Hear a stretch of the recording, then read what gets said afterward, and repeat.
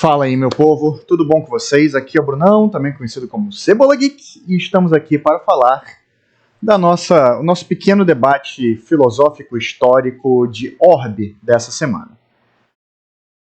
Antes de mais nada, eu vou pedir, claro, para vocês clicarem aqui embaixo, se inscreverem no canal, caso vocês não sejam inscritos, se possível ativar o sininho, isso também ajuda, e se puder, no final do vídeo, ou quando você for sair dele, etc., deixar uma curtida e um comentário. Se você puder e achar válido, ok? Beleza? Então, vamos lá, gente. Eu tô aqui para falar do 7º episódio de um dos animes que eu acho que mereciam muito mais destaques do que tá tendo. Ele merecia muito mais destaques do que ele tá tendo atualmente, que é Orbe, sobre os movimentos da Terra. E, cara, o 7º episódio, ele nos leva à apresentação de outro personagem, quer dizer, de uma personagem, na verdade, que já tinha aparecido nas aberturas e encerramentos, mas que não estava na trama ainda. E é a Yolenta. E o que acontece? Ou Jorenta, como eles chamam, né, mais japonês e tal, não tem muito como fugir. E aí o que acontece? Ela trabalha numa universidade. Basicamente, ela está numa universidade. E claramente. Só que ela só. Ai, cara, dá um nervoso de falar disso. Ela é sempre escanteada, tá? Ela só fica com o trabalho de, por exemplo, cuidar e reorganizar a biblioteca. Não é permitido que ela participe dos debates, não é permitido que ela escreva estudos, nem nada do tipo. E aí você vê claramente ela sendo deixada de fora de um debate, só que ela dá o seu próprio jeito. Ela é uma pessoa esperta e com recursos, e ela, através de uma passagem secreta, né, ela vai ouvir o que está rolando no debate, e uma dessas coisas é uma coisa que realmente aconteceu nessa época, que foram os estudos arábicos de astronomia. Porque, eu não sei se vocês sabem, mas tanto a parte numérica, quanto a parte matemática, quanto a parte de astrologia, que a gente tem hoje, é uma mistura de vários estudos de vários locais. E essa mistura, nessa época, era quase impossível, porque os árabes eram considerados hereges. Afinal, eles eram seguidores de Alá, que tinham como livro sagrado o Corão. Então, para a Europa regida pela igreja, aquilo era herético. Então, eles não consideravam válido acessar aquele conhecimento. Era a época de cruzadas. Não, quer dizer, cruzada foi bem antes, mas eles ainda viviam um clima de animosidade. Mas, basicamente, as revelações mostravam que hereges árabes tinham descoberto coisas que mudariam os estudos astronômicos gregos. Astrológicos. Que mudariam a astronomia grega. E aí o que acontece? Ela acaba ouvindo isso nessa passagem secreta, e você vê depois que ela está estudando, ela está fazendo um texto para alguém. E tem um cara que ele parece ser mais amigável a ela e tudo mais, e que ele meio que protege, defende ela, né? Quer dizer, defende ela não, né? A defende. Porém, esse cara não vai ser tão simplesinho assim. O que ocorre? Posteriormente, ela vai avisar que completou um estudo para ele, e ela entrega esse estudo a ele, e ele fala: nossa, muito obrigado, você é incrível, esse estudo tá ótimo, isso daqui tá incrível, eu vou apresentar e tal, parabéns. E aí, beleza. E aí é que vem uma grande revelação, tá? Aí mostra a Yolenta em casa, e ela tá conversando com o pai dela, que, pra quem é bom de ouvido e reconhece vozes ali dos personagens e tudo mais, e já gravou umas vozes, vocês vão perceber o quê? Que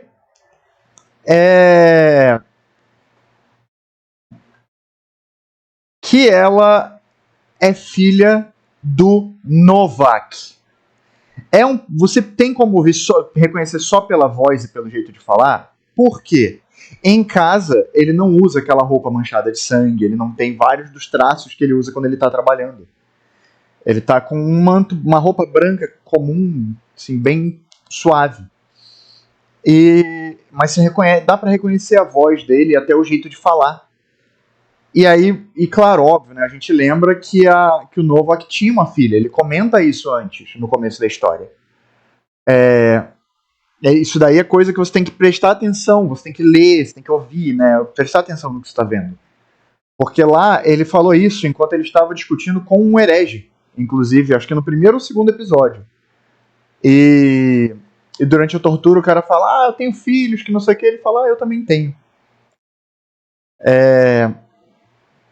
E o que ocorre? Ele fala com ela que ela precisa tomar cuidado, que já significa muito ela estar indo à universidade, ela estar podendo estudar já é algo incrível, e que ela precisa ser low profile, ela precisa passar batida, ela precisa que não prestem atenção nela, porque isso pode causar problemas, e não sei o que lá. Por quê? Aí vai vir mais uma faceta, e essa faceta é uma coisa que as pessoas hoje têm muita facilidade de esquecer. Mas vocês sabem que as mulheres adquiriram direito de voto e vários direitos na sociedade dentro do século passado, né? Tipo, nos anos 1900 e algo. E essa série se passa em 1500 e algo. Então, a gente claramente está vivendo os tempos onde outra questão que se apresenta muito forte é o machismo. Então, nessa época, machismo, racismo e preconceito religioso e preconceito contra conhecimento era regra. Era regra. Isso daí é outra coisa que vocês podem não ter notado, mas você não tem nenhuma pessoa de etnia diferenciada na trama. Livremente andando por aí. Então é bem tenso quando a gente para olhar nesse sentido. E tinha preconceitos sociais também, né? Que a classe social, por mais que hoje em dia exista o mesmo preconceito, e o que eu quero dizer? Tenta você, uma pessoa não rica, entrar de, sei lá, chinelo, camiseta de futebol e uma bermuda numa loja no shopping. E ver se pouco tempo depois não vai ter um segurança na tua cola. Pior ainda se você for preto ou pardo. A gente sabe que é uma perseguição que existe na nossa sociedade e que não é de hoje, tá? Então o que acontece? Ela, nessa época, tinha muito preconceito contra a mulher. E posteriormente a gente vai ver realmente que tem uma... Até vou me corrigir, acontece antes disso ainda. Os caras saem do salão de debate, ela tá lá paradinha na escada ainda, esperando. E eles comentam que ela não pode participar porque ninguém daria ouvidos ao que uma mulher fala e que não sei o que, e que ela não é igual a eles, né? Mas aí a gente corta pro dia seguinte. No dia seguinte ela chega a conversar com o rapaz, só que há um parêntese aí. A gente tem um pequeno momento do Badeni com o Oxy. E o Badeni e o Oxy, eles estão indo para a mesma cidade onde ela tá? E eles estão procurando por alguém que consiga recursos para a pesquisa deles. E o que acontece? O Badeni, ele é bem espertinho, né? Ele bota... e ele é bastante egocêntrico.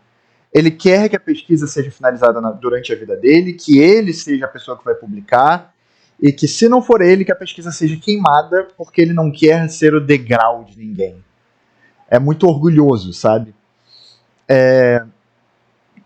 Mesmo que as outras pessoas vão ser o degrau dele, né? Mas vamos deixar pra lá. E ele queima a carta do Rafal pedindo para que 10% fosse deixado pro Potoki. Canalha do caralho, né? Mas eles seguem. né, pesquisa e vão procurar por alguém. E eles chegam nessa cidade e eles botam num mural. Lembra daqueles murais de guilda que você deve ver nos jogos onde o pessoal posta quests? Isso daí é inspirado na vida real. E isso daí, hoje em dia, é tudo online, né? Mas antigamente, estudos eram postados, e desafios, e pedidos, e coisas eram postadas nesse mural. Um mural de serviços.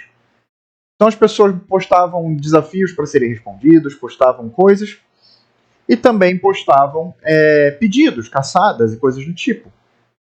Serviços em geral, né? E nesse caso eles postam um Badene especificamente escreve um desafio de astronomia, coloca ali e fala, bom, quem tiver como responder isso, certamente vai ser bom o suficiente para nos ajudar na nossa pesquisa. Ok. Beleza? Beleza? Beleza. Voltamos para lado J, lado J, lado Jolenta da história, né? O Cope, que é o cara que era o amiguinho dela, publicou o trabalho, só que ele publica com o nome dele.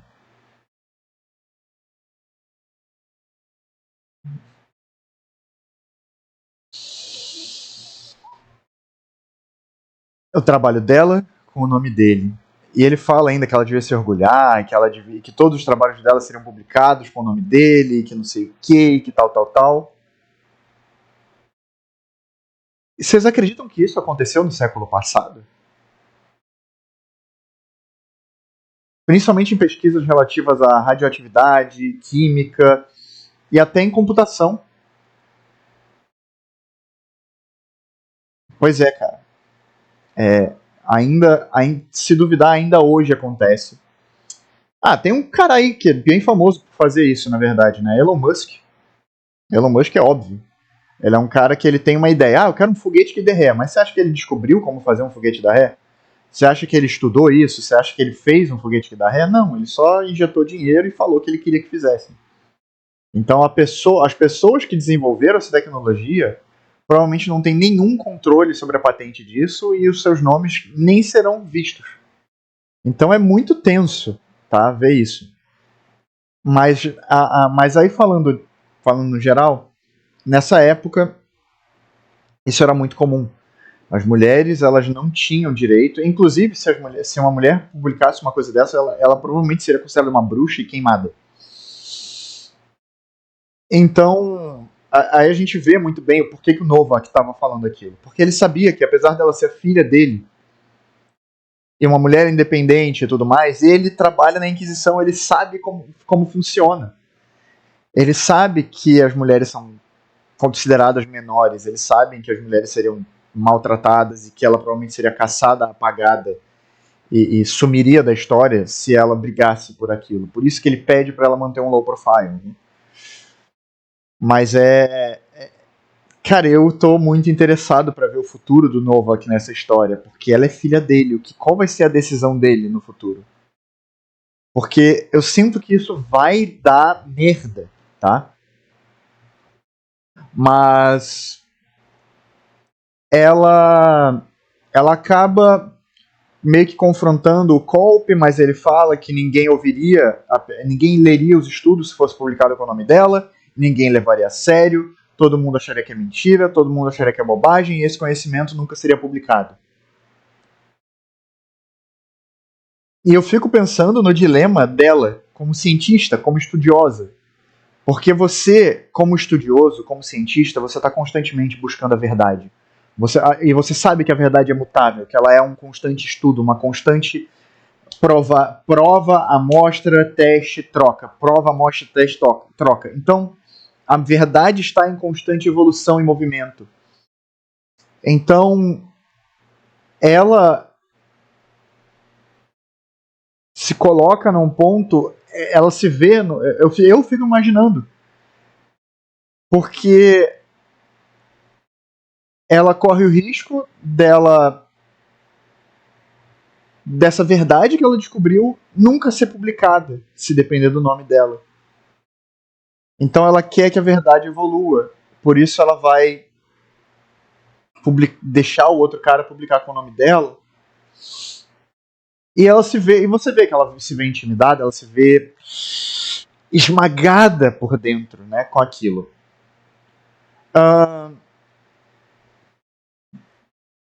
E essa história é ouvida